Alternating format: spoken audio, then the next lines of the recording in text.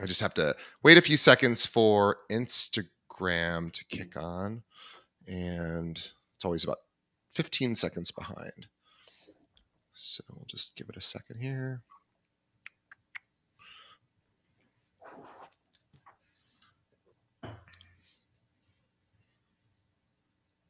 Okay.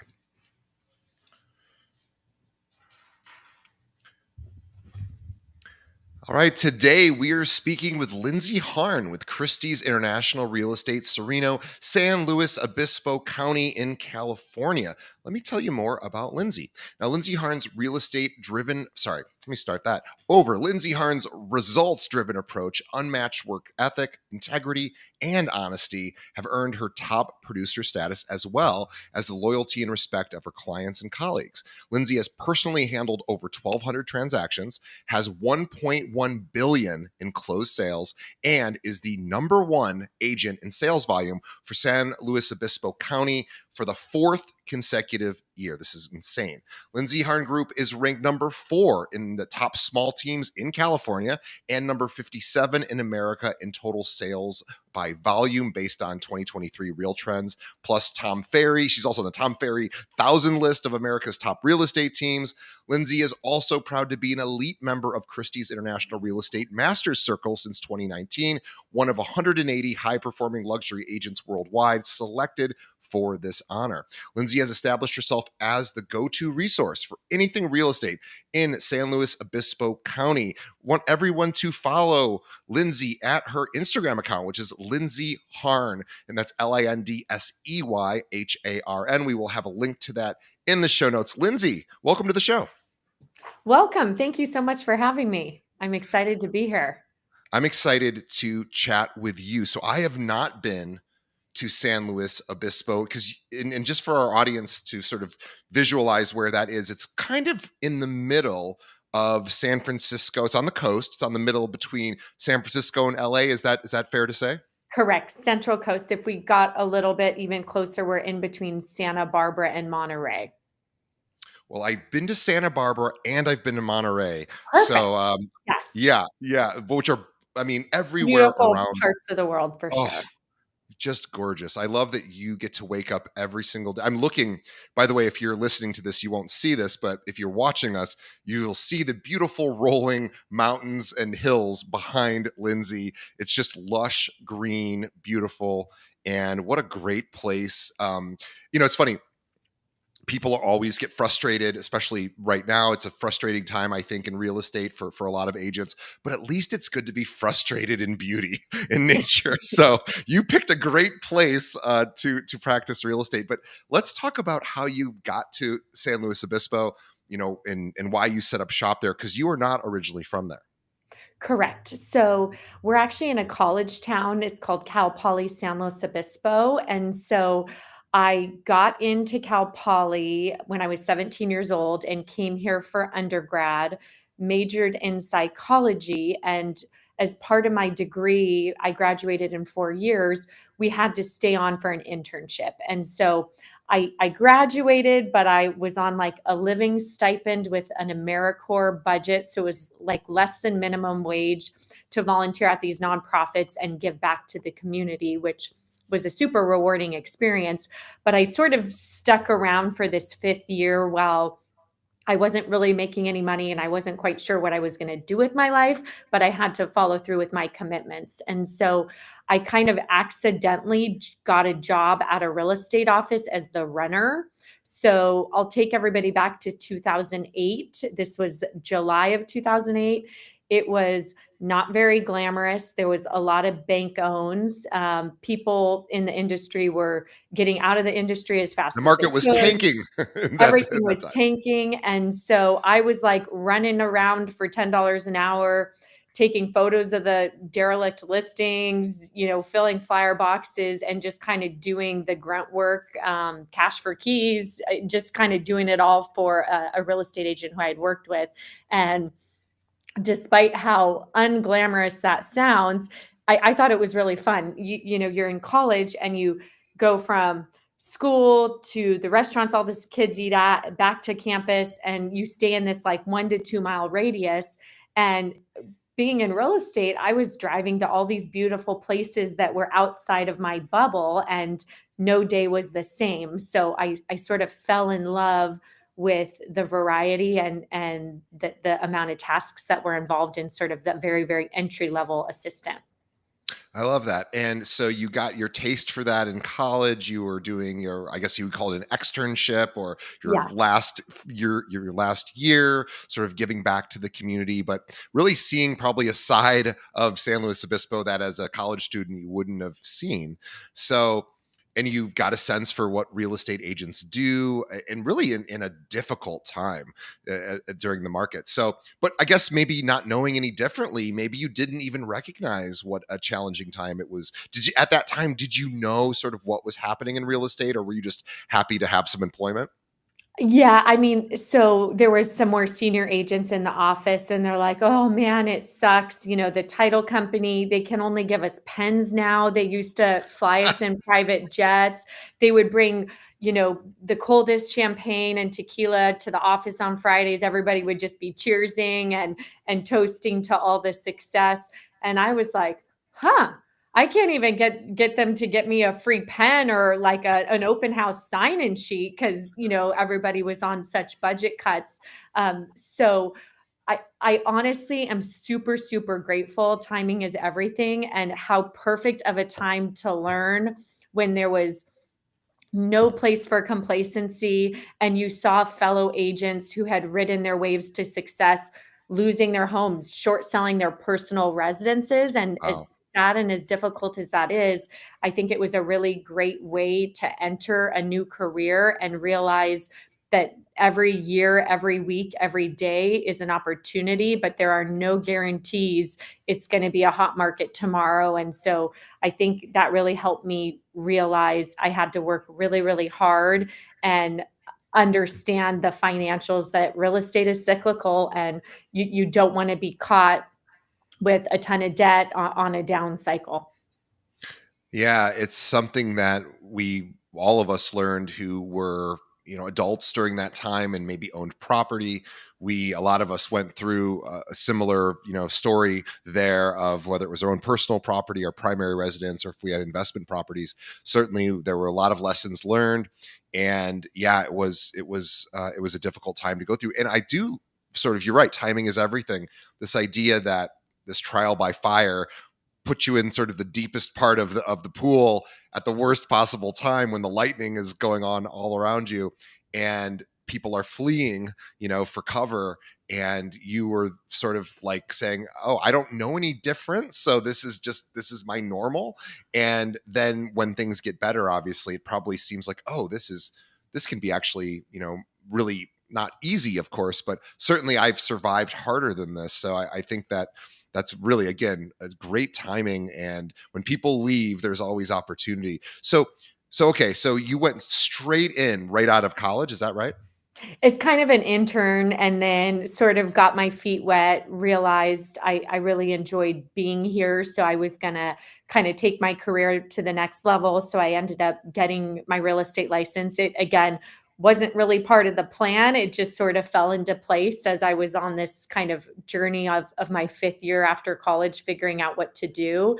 So, got licensed in 2009 and then started selling in 2010. So I was a buyer's agent on a small team at that time. And so really just running around, getting scrappy, very, very young at the time. I was probably 22 or 23 years old, and just hustling and trying to learn and preview and get as much knowledge as I could to help my buyers succeed in a challenging time. Yeah, I can't imagine that would be an easy task for a 22-year-old because number one, of course, just having the knowledge to take someone around takes time, it takes experience, and certainly too when you were also in an area that is known for having, high prices. That's also potentially a hurdle too. It's like, well, here's this 22-year-old woman who is very scrappy, but Yeah. but again, still that is a hurdle, right? Like people still look at a 22-year-old differently than they look at a 55-year-old woman. Like Yeah. that's just the reality of the world. So as for anyone out there who is a younger agent who is maybe has those concerns about age, and I love hearing these stories because it really helps those agents who are thinking, oh, my age is a problem, or my age, I can't seem to figure out how to sort of get past that. Can you share a little bit about what you did to sort of be able to just continue working even though you were so young?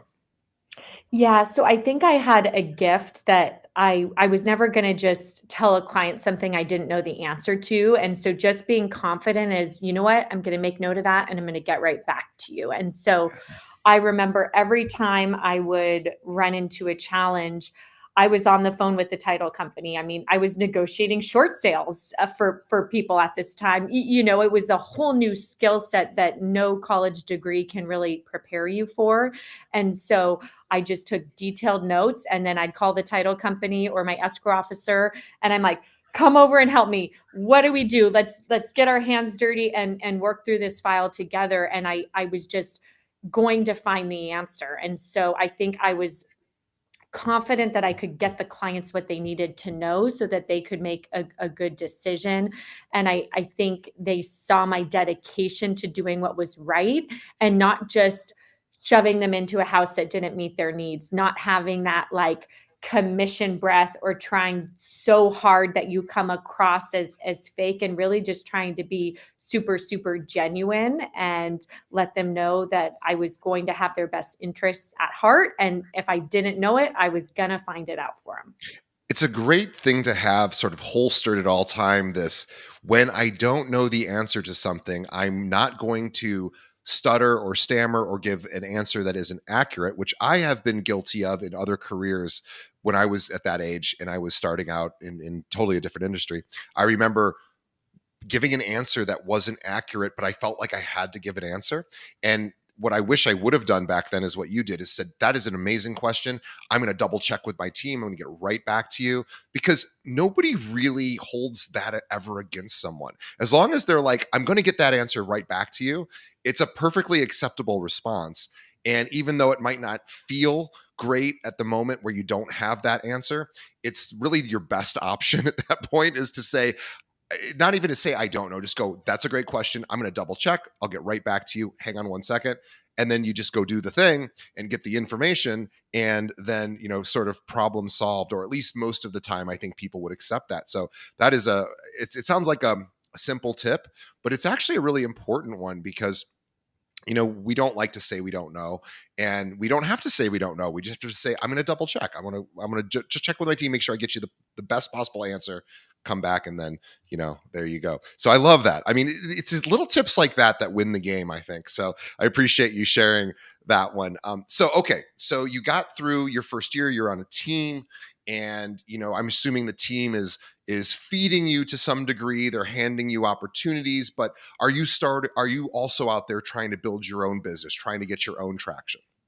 Yeah, so I kind of hustled as a buyer's agent for about 8 years, and by doing that, and I think the benefit of being in a smaller community is word travels fast. So by like year 4, 5, and 6, I was working with a business coach, and she's like, "People don't shop with Lindsay. They call Lindsay when they're ready to buy." And just like that, I'll have found them their home. And so I worked really hard to sort of get my name out there. And I think it's the compound effect. You do something for years and years, and you don't see the full reward of your effort. And then someday the phone just rings from a stranger. "Oh, I've heard about you, and you're my person. When can we meet? I'm in the market to buy a home." And I think in a smaller community, that kind of traction and word of mouth can really take off. So I started kind of quietly, silently building a name for myself, and I wasn't even trying in a sense to market myself, because I was busy hustling and showing buyers.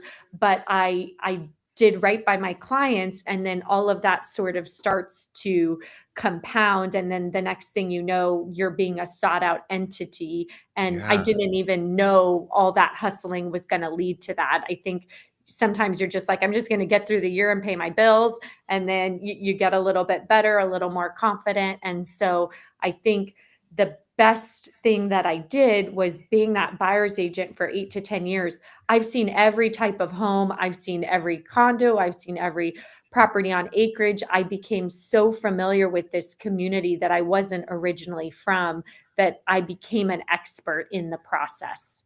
But Yeah. yeah.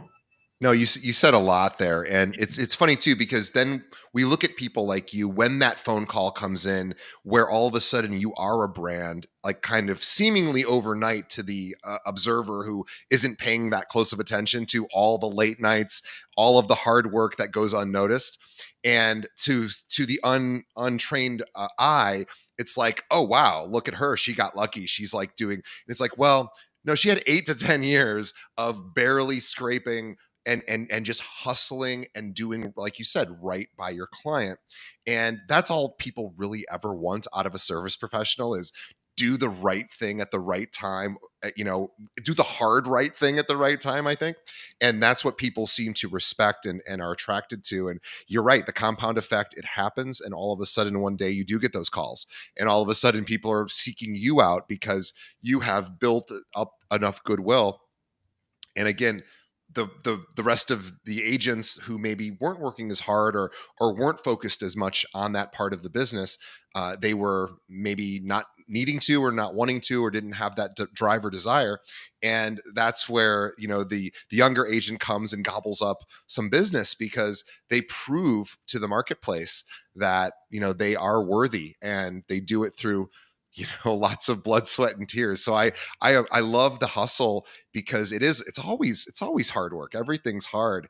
And I think that's, people look at top producers, and all I talk to on the show are top producers. They look at top producers as somehow they just kind of magically appeared. And I think logically people know that's not how it works, Yeah. but they don't, what they don't see on our show is as soon as we're done with the episode, the person goes back and is just crunching numbers, calling clients, doing the unglamorous, unfun. It's fun to be sort of talking on a podcast for an hour, and that's always cute and fun. And what they don't see is the other 11 hours of the day that they are not doing cute and fun things. They are literally servicing their clients, which is oftentimes not very glamorous. So I appreciate you sort of talking about that. So, okay, so you started building your own practice. You started sort of realizing that you could do this on your own. As a young person, I guess, you weren't so young by the time you really started doing it, but what were you doing to market yourself? So I know you were doing great stuff for your clients. Was that all you were focused on, or were you also out there like being prominent in the community? Yeah, I mean, I was well, so it's kind of hard. So for like the first 5 to 6 years, I didn't really take vacations or take all this time off. It was just like nose to the grindstone. And then as I built a little bit of success, I started my career here in nonprofits. So I would still go out and see people and try to support the community whenever possible. But I didn't have a crazy booming social life because I worked, Sure. and work really consumed quite a bit of my time.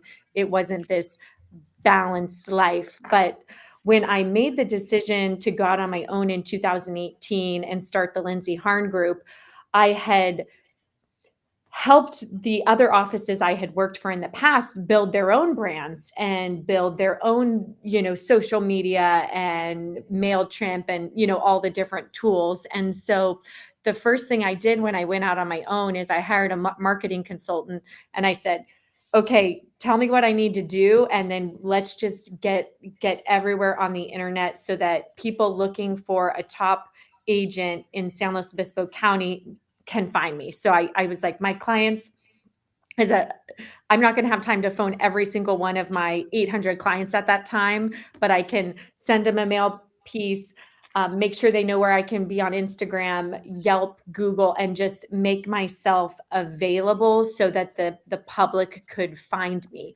We're in a super unique market, because about 50% of the homes in San Luis are owned by non-owner occupants. So they Sure. may not even live in this county. And so I had to make a way so the people who are moving here from out of town or coming to get a beach home or maybe selling their investment property from the Central Valley, that they could find somebody that they could relate to that could get the job done for them, because I'm not going to meet these people at coffee. I'm not going to meet them at a fundraiser. They don't live here yet. And so really kind of focused on my digital presence and making sure people could find me, what was key in sort of taking it to the next level.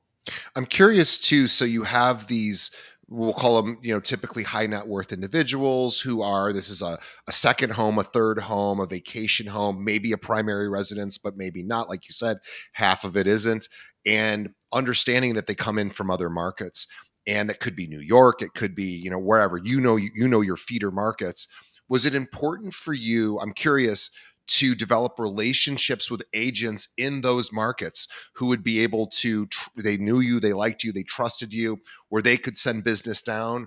Or was it, I'm so prominent on social, and I know it's not one or the other, but I'm curious what was more helpful, was building that strong social presence and that online presence so that when somebody was looking at San Luis Obispo, you came up? Or was it more that you develop relationships with agents in the primary areas where these clients came from?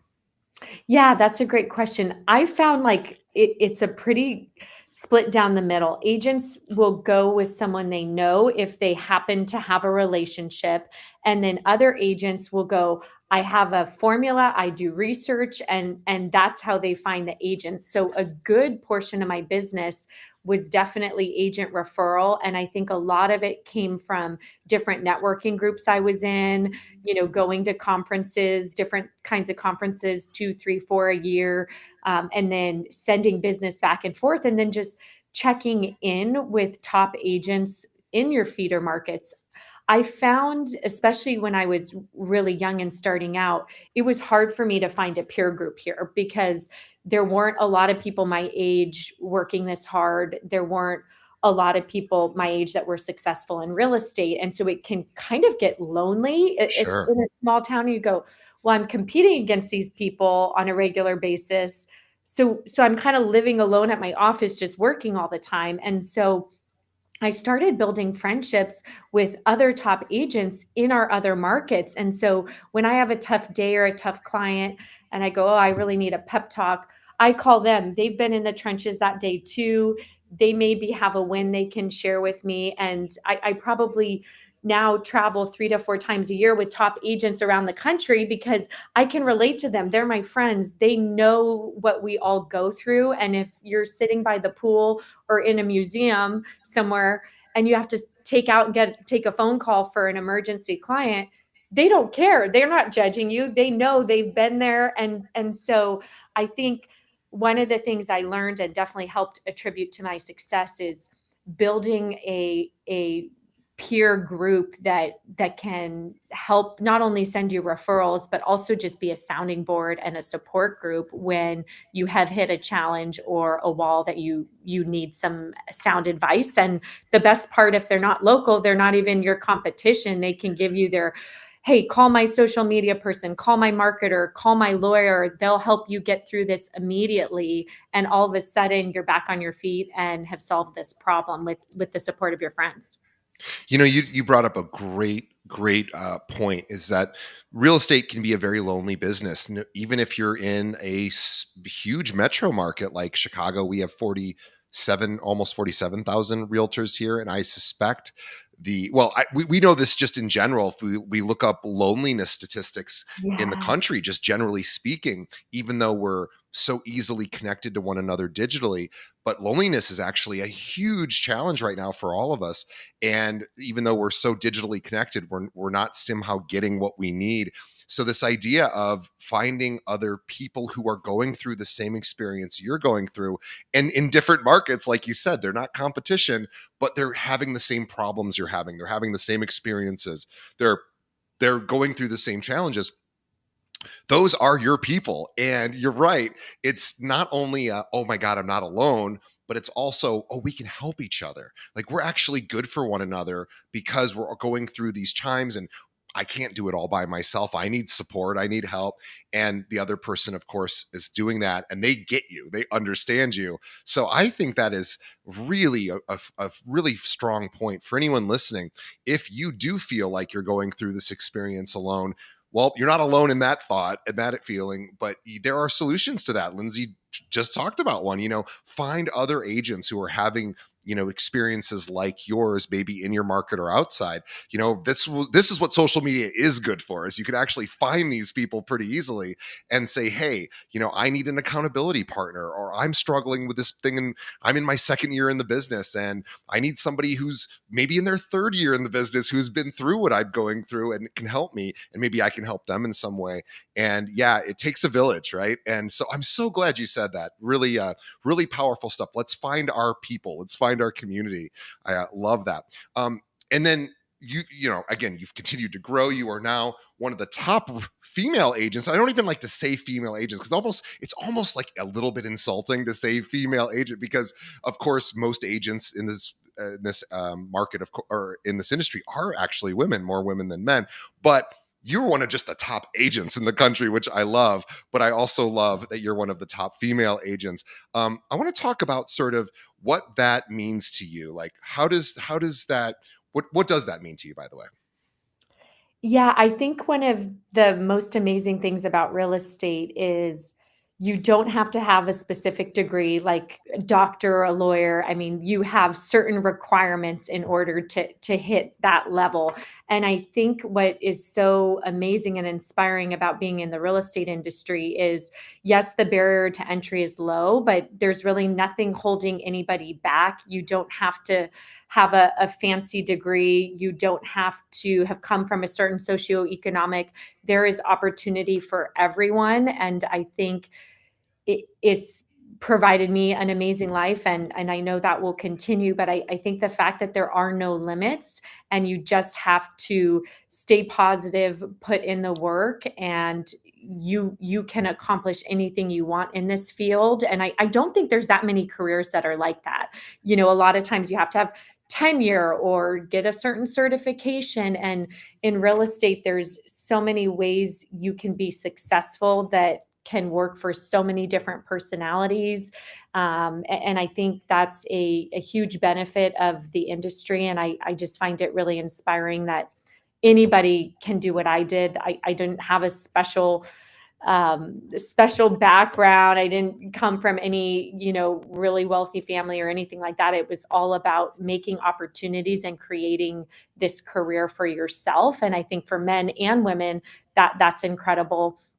On the women part, I have a lot of women in my family, nieces. I do have a few nephews, but a lot of nieces and cousins. And I just want to show them that anything is possible. And it doesn't mean they have to be in real estate, but I want to educate them on reaching their full potential. I think a lot of people skate by in a 9 to 5. They clock in, they clock out.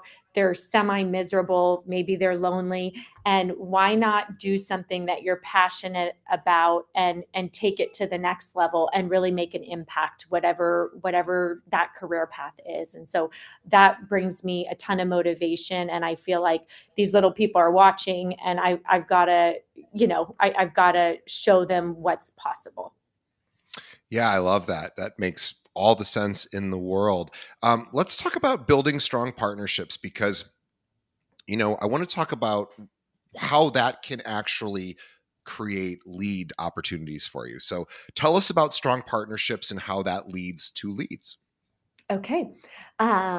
I've worked with the same lender since 2009. He did my first loan, or actually before I was even able to buy my house, he sat me down and gave me like a how to buy my first home and how much I needed to save. And so since then, we've probably exchanged 120 to 150 referrals back and forth since 2010. And so when he has an opportunity to refer out a 2, 3, $4 million listing, he's giving out my name. When I have a client that's moving to the area that needs to get qualified, guess who I'm referring? And so I think we can think of partnerships in our local community and then beyond. And so I always think it makes the most sense to start building those partnerships right where you are in your market. So, every time we sell a house, we put a home inspector to work, a homeowner's insurance, an escrow, a title, an appraiser. I mean, there's all these people we touch in a transaction. So why not treat them well, provide excellent service, and build a relationship with every person you touch throughout the transaction? Because chances are, in their sphere of influence, they're the expert that their friends and family are going to say, "Hey, I'm thinking of buying a house," to the home inspector. "What should I do? What should I look for?" "Oh, well, you better call Lindsay." And so starting in your own backyard and getting those referral sources, I think is huge. The other benefit is they're a great knowledge source. You know what? I'm stuck. I can't get homeowners insurance on this property for my client. It's going to blow up the deal. Okay, let's call the insurance who's now my friend or at least a trusted partner, and they're going to help me solve this problem. But if I hadn't treated them well, sent them referrals, they may have bigger fish to fry. And so I think if we can start on that local level, and start tracking your numbers from a business, I probably get 20 deals a year from vendors, like just my Wow. local partners who are in the industry or some related leg of the industry. And then you go a little wider, like we started. Okay, where are people that are moving to San Luis moving from? I better go start talking to the top agents there. And, if you're traveling or passing through their market, take them to coffee, drop off a card. I'm here for you. Any questions you have, and just build that knowledge base. And then all of a sudden, you have 20 or 30 deals a year coming in from people you've networked with, and all of a sudden you've got a duplicatable and repeatable business that can go year to year and continue to grow. Yeah, I love everything you said. I have a suggestion to add on to that. So Oh, we know that when we go through a real estate transaction, we touch all of these other industries, all of these other, a lot of times individual business owners. We have attorneys, inspectors, appraisers, lenders, etc. And you, as Lindsay said, you want to, of course, do an amazing job for them, and then tell them like, I want to send you more business. Can I do that? Of course, they'll say yes. And then I would also suggest we ask each one of those, hey, what's the biggest challenge in your business right now? Just because maybe I have a solution for you, and maybe you don't. But the idea that knowing where someone is struggling, it really is a great opportunity because it might be something you wouldn't have thought of, and you might be able to help them solve that problem through a lot of different efforts. And then you just keep track of that, knowing that that person, okay, they need somebody to help them with some, maybe you have a solution because you know somebody that can help them solve a problem. So I love that. Building those strong strategic partnerships is really such a missed opportunity. Every time we go to that closing table, we should be thinking about all the people we touch, and we should be having personal conversations with them saying, thank you so much for being my partner on this. I appreciate you. And how could we do more of this? Like, what do you need from me? What could I give you? And, making it a win-win. I want to talk about where we are currently and the common sort of complaint I hear, and I don't mean complaint in a negative way, just the common reality that agents are struggling and frustrated with right now is, well, there's two. Obviously, interest rates aren't exactly where anybody would prefer them to be when we had, super low interest rates environments years ago, but we're not there today. And also, inventory isn't where it was. And we're just not seeing as many people, putting their homes up for sale. We have a lot of people at 3% mortgages that are perfectly happy where they are, or they don't want to, just move. So I want to talk about, how do you win listings? Winning listings is harder than ever right now. And how are you doing that in a low inventory market? yeah. I mean, I think you have to have the mindset that no matter what someone's locked in at from an interest rate perspective, there are people that have to move. Yeah.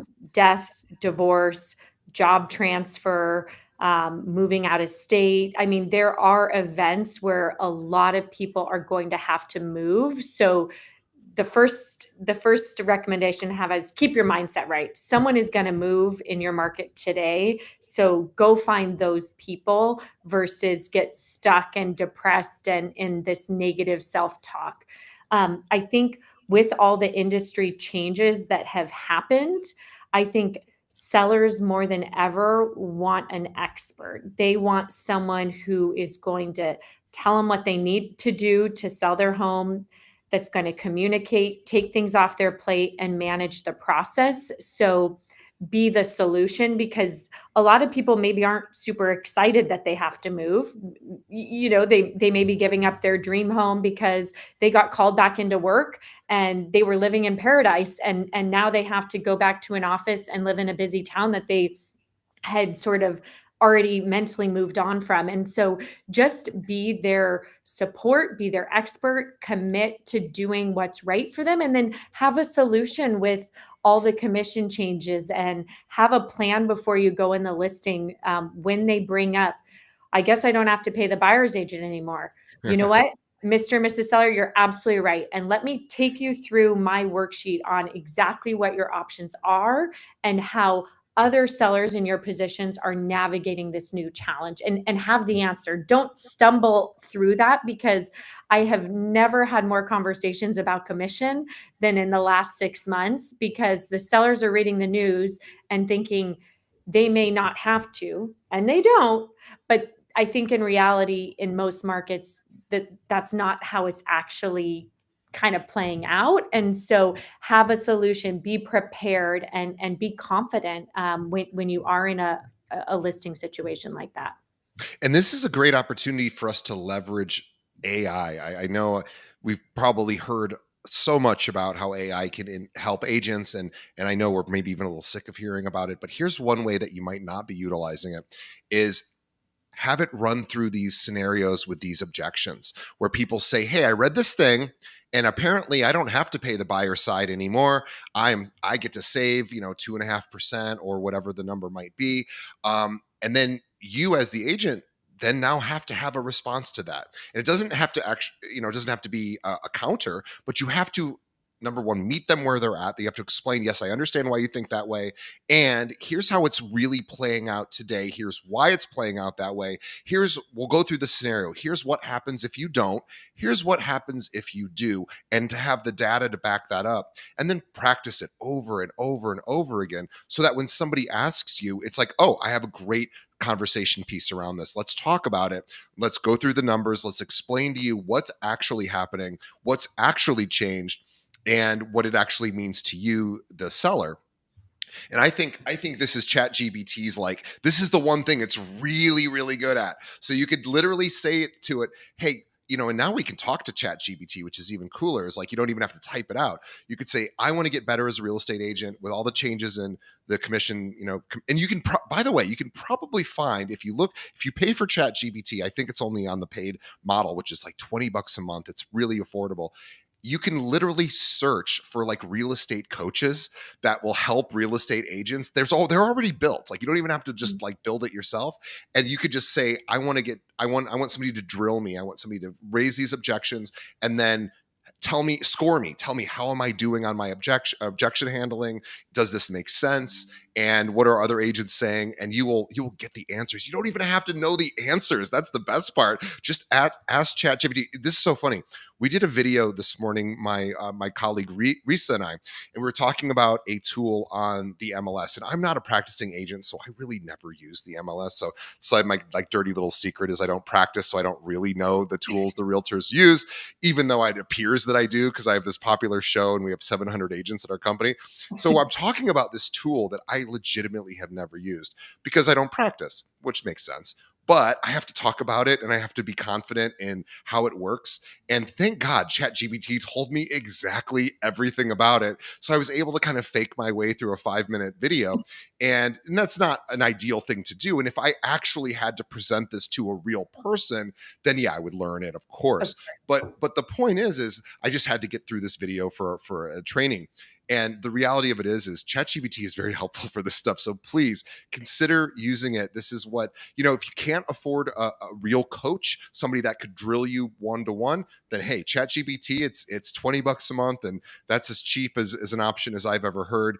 And it's not that bad. It's a lot better than you might think. Okay. On that, go ahead. one last note on how to win listings. So my staff and marketing team, I guess we feed ChatGPT Yeah. because I actually won a luxury listing last week and I was in the house with the seller and he said, "Well, this is who you're competing with." And I just had ChatGPT compare you and they had made like a T chart on why they should pick me over this other very highly qualified agent in my market.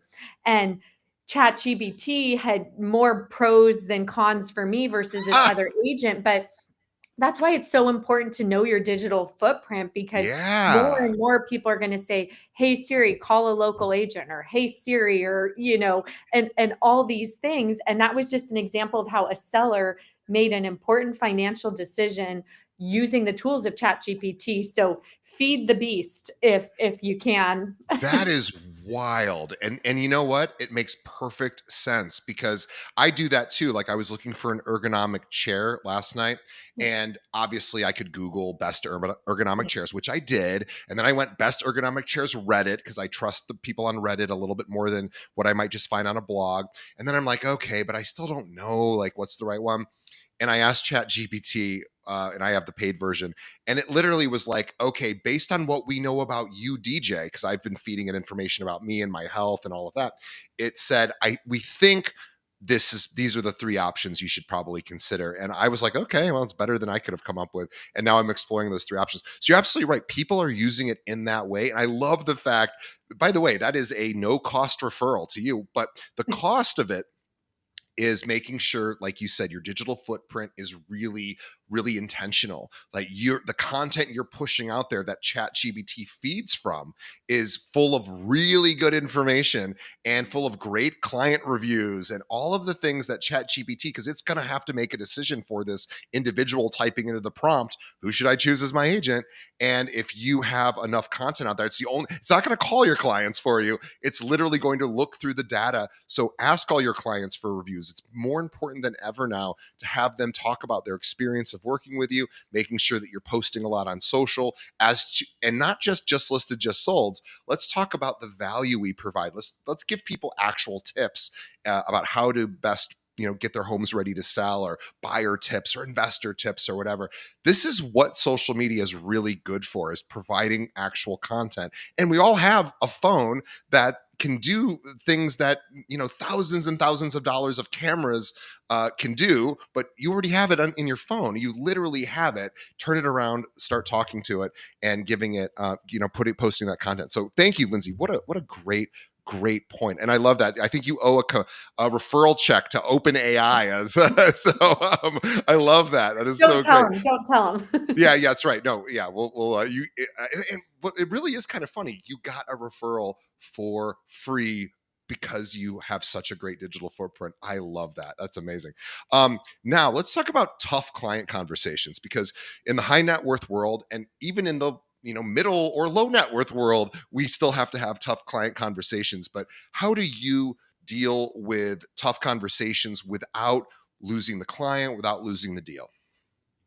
I always try to get their buy-in from day one is, can I be honest with you? And so I got a call from a seller last night. Her home's on the market.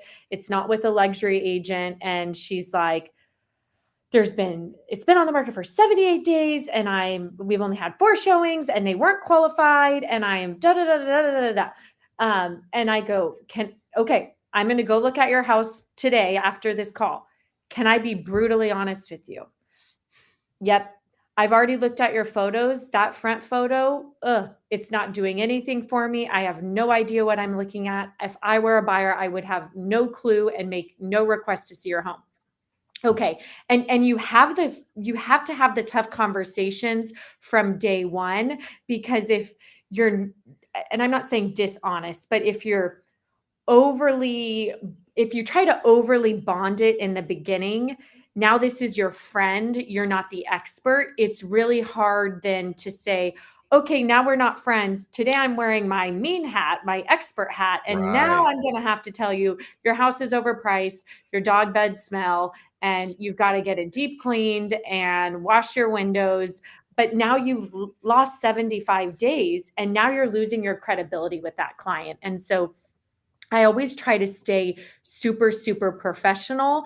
And if we build a friendship or a relationship, it's always after the transaction's over because they're calling you because they need an expert. They don't want to test the market. They want their home sold. They've bought another home. There is a deadline that they do not want to be paying two mortgages in this interest rate environment. So just get their permission from day one and speak with authority, and then when you say it, it's not personal. It's, I am the expert, and this is what the data and the market is telling us.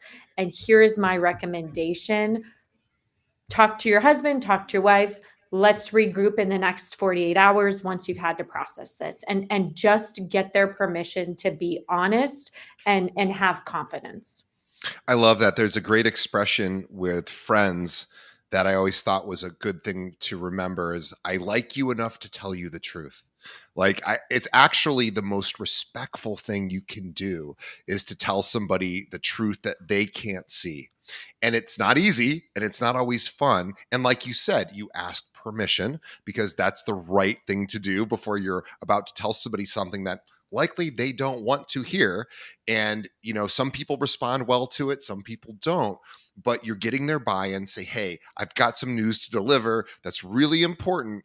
May I deliver that news to you? Yes, you may. Okay, here's the truth is X. Your that first picture is driving people away. It's not a good picture. People are so short attention span that they see that first picture and they just go, well, I guess this place sucks. People shouldn't be that way. It stinks that they are, but they are. So we're going to get that fixed for you. We're going to do X, Y, and Z. I love that. And people appreciate honesty, even when it's hard. And the people that don't appreciate it, you really don't probably want them as a client anyway, because they're not going to listen to you. Right. And the home's going to stay on the market for another 75 days because they don't see the reality and you've told them the reality. I love that though. But I love the fact that you ask permission first, because you do need permission to tell people the hard truth. And once they give you that permission, I'll bet you 95% of the time they're open to making those changes because they go, wow, she respects me enough to tell me something that I don't want to hear. I mean, people, when they reflect back on that, they respect that about agents, I think. Well, and you're looking out for their best interest, and I would say, Yeah. if you were my brother, my aunt, my uncle, my cousin, this is what I would say and do, so I'm gonna treat Yes. you on that same level, and, if you only take 90% of my input and not 100, that's fine, but this is the exact same advice I would give my best friend, and that, I want you to know I have that best interest in mind, and I I think that goes a long way, and yeah, they appreciate it in the long run. It's so funny. We talk about these things as if they're just so easy to do. These are not easy things to do, people. We get it. We know it is not easy to tell somebody their beloved home is not as beloved to you as it might be to them and to the public, and there's a problem here, or that it's overpriced. In fact, I want to talk about that. Let's talk about pricing the home correctly, which is probably the most challenging thing I think a realtor can do with a listing, because even myself, as somebody who is kind of in the industry and certainly aware of the pitfalls that that owners have about over valuing their property. I had the same exact experience maybe like 10 years ago when I was selling a condo. I knew that people like myself would think it's worth more than it is, and I still priced it higher than I should have. And I had to have a very honest conversation with myself very quickly, like, oh yeah, okay, that's not working, that's not a good idea. So let's talk about pricing the home properly. What is your strategy to do that? Yeah, I mean, I think a lot of times right now, at least in California, like, I'm meeting with people in February or January, and we're putting their house on the market in April. And so at that listing appointment, we talk about price, and I say, look, I don't have a crystal ball.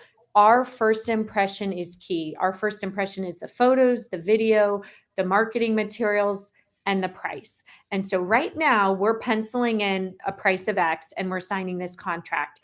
But 1 week before we hit the market, we are going to sit back down, run a new CMA, and we are going to fine tune it because it does make all the difference. Does and get their buy-in on that. I go, in a perfect world, the market will be the same or slightly better. I can't control what's going to happen in the future, so we need to readjust and be willing to do that. I think there's also, in the super high end, sometimes we'll test it. We'll have it as a pocket listing, show a couple buyers we know who are looking, and get their objections and their feedback before we're publicly listed on the MLS. And that way I can go to the seller, look, this one or two things are going to keep coming up as objections. So we need to fix it, find a solution, or price it into our final price. And I think people like in the super high end to sort of know about something a little bit early, to have this exclusivity. And so I think that's a win for the potential buyers, the potential sellers, and for the listing agent. And if you don't have buyers in the price range, maybe you grab your office mates and you say, look, I'd like your unbiased opinion. Get back Yeah. to me. I will give you early access to see this incredible property. I'm just going to ask you spend 5 minutes privately after the viewing and get back to me with what the list price should be and what you think it'll actually sell for. And exchange, you're providing them something of value that the rest of the market doesn't have early access to. And so, Ooh. That is a great tip. What a great idea, especially in a low inventory environment. I love that. yeah. Nobody has ever shared that tip in our 600 and whatever episodes we've done over 7 years. That is an amazing tip. So I just want to reiterate what Lindsey just said, because that was brilliant. So what she said is, hey, I want to make sure my pricing is accurate here. You say this to other agents, and you say, as a thank you to you for coming to check out the property, you'll have sort of first look at it. But I really need your input. I need you to think about you, put your buyer hat on, take a look, tell me what you think this home is actually worth, what you think it's going to sell for, because one of you guys is going to probably bring a buyer for it anyway. And I want to make sure that that I'm not missing something. So boy, that is brilliant. Oh, boy, I love this. You really do take a lot of advice. You take advice from your peers. You take advice from clients. I just love that. You're very, very wise. I think very smart to do that. So, wow. Well, I want to finish with one thing, which is lots of people want to become top producers, and of course, who doesn't want to be a top producer? But let's talk about what's the reality of a top producer. So, give us the reality of being a top agent. Well, I think a lot of people think I'm going to get into real estate as sort of this part-time flexible career. I can, you know, raise a family, I can maybe have another job, and I'm just going to sort of do that for fun or for hobby or to supplement my income. I think the hard part with that is once you actually gain traction and start getting clients, particularly in a low inventory market, it's 24/7. Buyers have their own alert set on Zillow, Redfin, their website of choice. You have to constantly prove to your clients that you're providing more value than the internet, their cell phone, chat GPT that they have access to already. So that requires a full-time and a half. I always say I work full-time and a half, about 60, 70 hours a week, because if you're going to be a top producer, you have to generate business every day. You have to maintain client relationships every day. You have to work through challenges on escrows, problems that come up. You have to be networking with other agents. You have to be in charge of marketing, advertising, and doing it all again the next day. And so if you want to be setting boundaries, like you can call or text me between 10 a.m. and 2 p.m. and otherwise I will return your call the next business day.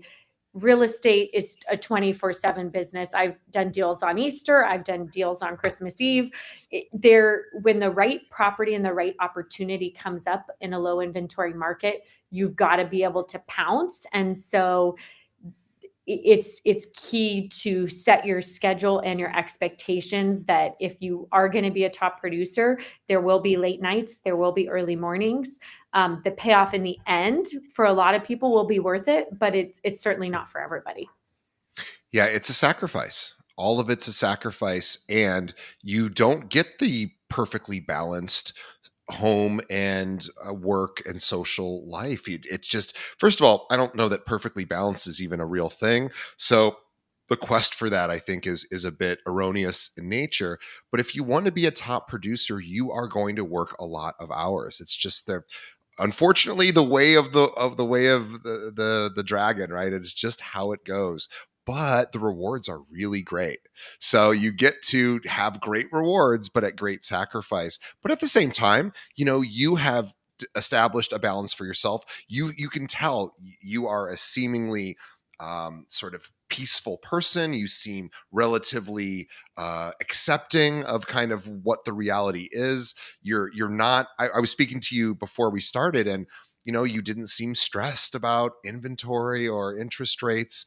You have a plan. You're like, I'm just working my plan. I'm doing the thing I always do, which is work really, really hard and maybe outwork the next agent a little bit and just have fun along the way too, which is really part of it.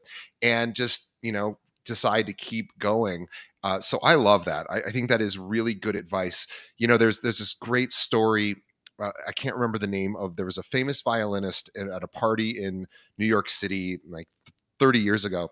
Somebody came up to them at a cocktail party, and they knew who that person was, and said, "Oh my gosh, I wish I could play the violin like you." And he said, "No, you don't, because you didn't. Because if you did, you would know that it's so much work that, you trust me, you wouldn't want to do it. If you wanted to do it, you would do it." He's like, this is what I do. This is my entire life. And he didn't mean it to say that he has a bad life. He has a great life. He's this world-renowned violinist, but it becomes an obsession. It becomes their life. And the willingness to put in that kind of work is what the good news is for people that are willing to put in the work. It's not that crowded. There's not that many people really doing that. Of course, there's always people coming up behind you, but that's great for, competition and all of that. So I appreciate that. And by the way, it's okay to not to want to be a top producer too. If you want more balance in your life, maybe top producer isn't the thing. And maybe that's a good idea. That's certainly not for everybody. But if you do want to go down that path, you have to recognize, and just, what I always say is, go hang out with a top producer for a week, see what their schedule is like. It will floor you. It will absolutely floor you. And then you'll see, do I enjoy this kind of schedule? Is this for me? If it isn't, then that's not for you. But what's really cool is when, and I find this, I've almost found this exclusively with top agents. They seem to really love it. There's something about it, there's something about real estate that it seems to be worth all the hard work for a top agents. Like, I really don't talk to top agents who are miserable. Maybe they just don't be on my show, or I didn't find them. I really don't do that. I know there's other professions. I've talked to really successful attorneys that are miserable. I've talked to successful doctors that are miserable. I don't know what it is about real estate, but there's something about it. I know it's not less work. So I know there's something about it that people who are attracted to becoming a high producer seem to really like it. So, and what a blessing that is, like, to actually like the thing that you're doing all the time. I don't think if I was a doctor, I wouldn't be a very good one, number one. But number two, I don't think I'd want to see a patient every 15 minutes. And most doctors, that's how it works. And Yeah. that's a tough grind for 50 years. So, we think about, oh, well, these professions, they have so much reward. It's like, well, yeah, but there's a lot of work involved. But I think real estate, like you were saying earlier, it's very merit based. It's very much, it's kind of like sports in a way, and I don't want to totally compare it to sports, but I think there is a connection there where we look at athletes and we think, well, you just have to be the best. And if you're the best, it doesn't matter what you look like. As long as you're the best, you could probably make it in a professional, sports league. And the same thing here in real estate. As long as you have a good plan and you execute it and you get feedback and you keep trying, you're probably going to do okay. So I think there's something very magical about this industry, and not every industry is like that. Like, you could be the best, any other industry sort of, person, and not reap a lot of rewards. So I think real estate is very merit sort of focused. And anyway, you've given me some things to think about for myself. So Lindsey, I appreciate you. You are doing it, and I know as soon as we finish this episode, you're going to go back to doing it. So we appreciate you taking time out of your day on behalf of the audience to tell us about how you do it. So thank you. And on behalf of Lindsey and myself, we want to thank you guys. Thank the audience for sticking around all the way to the end of the show. You just did something great for yourself. You're learning from a wonderful person and a top producer here who's willing to just tell you, this is what I do all day, guys. This is how it works. And how generous is she for that? So let's shoot her a note. Let her know how much you appreciated her being on the show. And of course, from Lindsey and I to you, we thank you. I want to tell everybody, please support our sponsors. Please check out their products and services. They're the reason we can keep doing the show, and let them know that you appreciate them. And also tell a friend. Think of one other realtor that's struggling right now. Lots of agents are struggling. So send them a link to this episode. It might just be what they need to get through the next couple of months. It's cold. Well, not where Lindsey is, but for most of the country, it's pretty nasty out there right now. So let's put a smile on people's faces. This is a great episode to share. So tell a friend, and also leave us a review. Let us know what you think of the show wherever you're listening to this on. Maybe it's Apple Podcasts or Spotify or wherever. Leave us a review. Let us know what you think. We make improvements based on your suggestions. All right. We will see everybody on the next episode. Thanks, Lindsey. Thank you.